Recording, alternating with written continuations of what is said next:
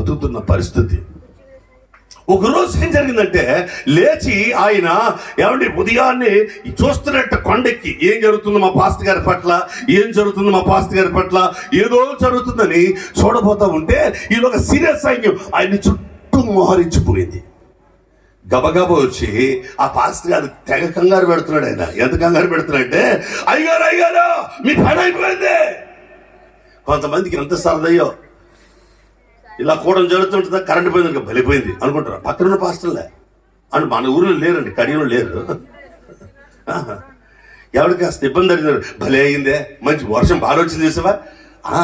వాళ్ళకి ఏ ఆనందం అంటే, ఏమండి వాళ్ళకేం ఆనందం అంటే నష్టం కలుగుతుంటే ఆనందం, మంచి జరిగితే ఆనందం ఉండదు. కొంతమందికి అసూయపరులు, ఎందుకంటే కళ్ళు ఏ కళ్ళు అవి పసరు కళ్ళు అంటారు కదా, బాబా కళ్ళు పట్టాయంటారు. విన్నారు ఎప్పుడైనా మీ ఊర్లో ఉన్నారని అంటారు, అవి వాడు కళ్ళు పట్ట